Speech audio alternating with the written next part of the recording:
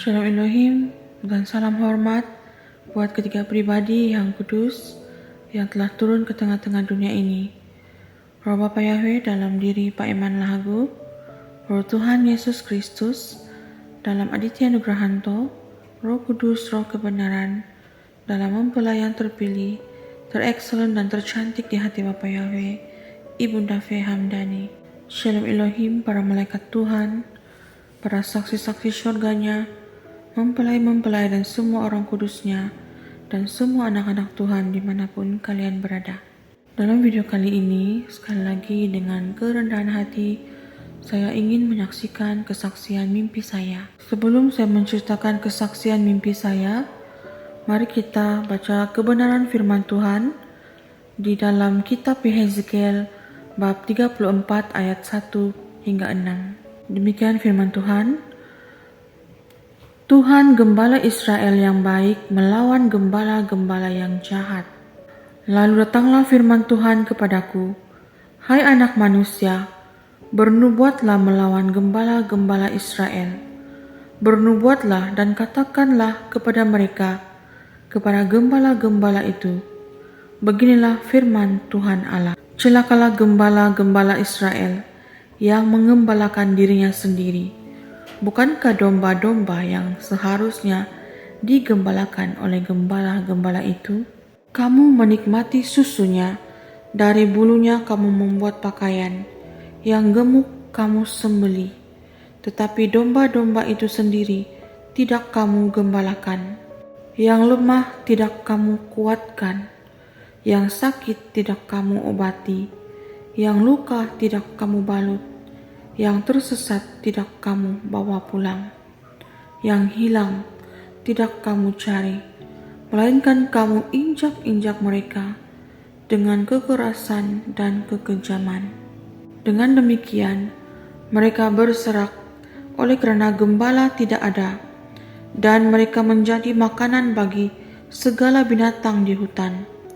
Domba-dombaku berserak dan tersesat di semua gunung dan di semua bukit yang tinggi. Ya, di seluruh tanah itu domba-dombaku berserak, tanpa seorang pun yang memperhatikan atau yang mencarinya. Demikianlah firman Tuhannya dan amin. Saudara-saudara terkasih dalam Kristus, dalam kesempatan ini saya ingin mengungsikan mimpi saya pada pagi hari ini. Saya bermimpi seperti ada satu suara keras yang kuat berkata, bangkitlah, sebarkanlah kebenaran yang telah kamu ketahui. Bukankah kalian ini orang-orang yang telah mengetahui kebenaran? Nyatakanlah itu kepada seluruh dunia. Lalu dalam mimpi itu, saya bangkit berdiri dan saya nyatakan juga kepada suami dan ibu saya untuk terus bersaksi, bangkit menyebarkan kebenaran yang telah dibukakan kepada kami. Dan dalam mimpi itu juga, saya juga menyebarkan kepada semua orang yang saya kenal untuk menyuarakan suara kebenaran yang telah diberikan pada kami semua. Tidak lama kemudian, saya terbangun dan saya masih merasakan suara itu seperti nyata kedengaran dengan jelas. Dan pada saat saya tertidur kembali, suara itu datang lagi, menyatakan yang sama, nyatakanlah suara kebenaran kepada dunia. Nah, demikian saja mimpi saya singkat itu. Pada waktu saya terjaga dari tidur, saya merasakan suara itu benar-benar ada di telinga saya. Dan saya langsung berdoa dan saya membuka firman Tuhan. Dan akhirnya Tuhan memberikan saya firman sebentar tadi dalam kitab Yehezkiel pasal 34 tentang gembala dan domba.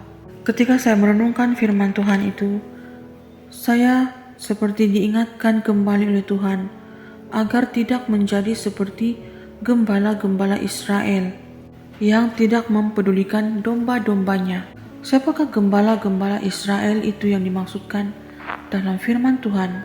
Mereka itu adalah seperti ahli Taurat, ahli Farisi, dan Alkitab pada dahulu, dan mengutamakan akal logika mereka dan persepuluhan, dan tidak memberitakan kebenaran firman Tuhan.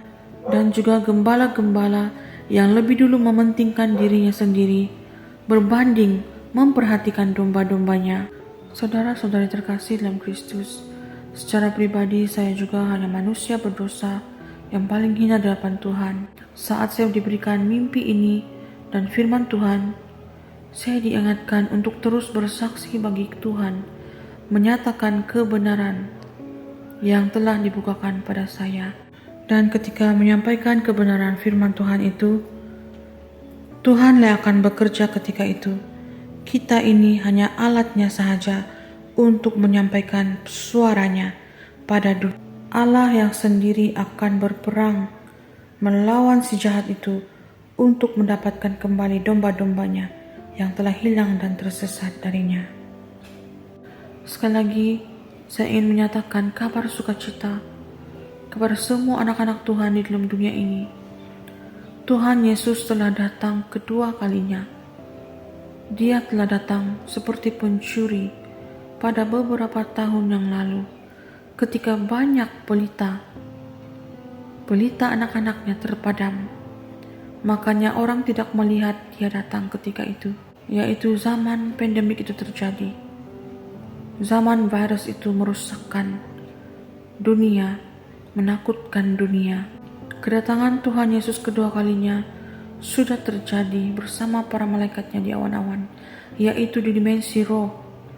Dan rohnya Tuhan Yesus Kristus, Pangeran Ilahi, sudah ada di dalam bumi ini, menyamar menjadi manusia di dalam Pak Aditya Nugrahanto, pemuda yang sangat sederhana, diguna pakai oleh Tuhan untuk memberitakan kabar sukacita ini dan panggilan pertobatan terakhir, agar kita benar-benar bertobat sungguh-sungguh, meminta belas kasihan daripada Allah Bapa Surgawi untuk memberi kita pengampunan, terutama bagi orang-orang yang telah menerima tanda binatang, seperti saya juga pada waktu itu.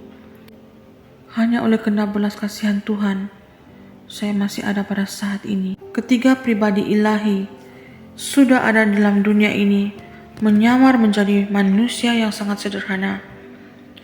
Roh Bapa Yahweh dalam diri Pak Eman Lahagu, Roh Tuhan Yesus Kristus dalam diri Pak Aditya Nugrahanto, Roh Kudus, Roh kebenaran dalam mempelainya yang terpilih, Ibu Fehamdani. Kedatangan mereka menunjukkan sudah tidak ada penundaan lagi.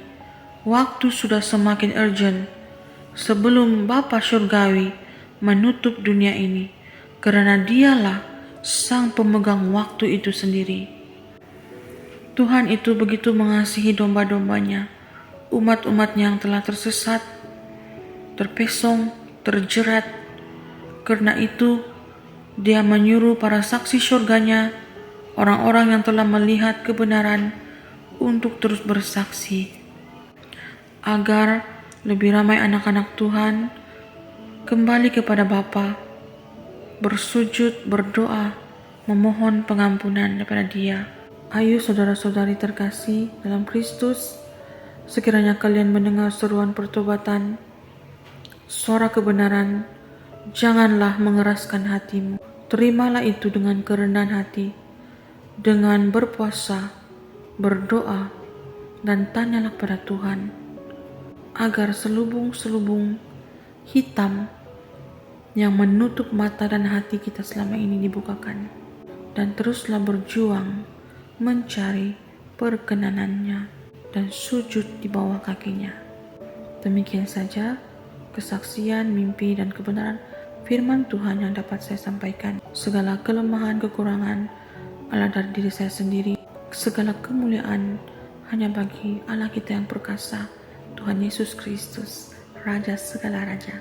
Amin.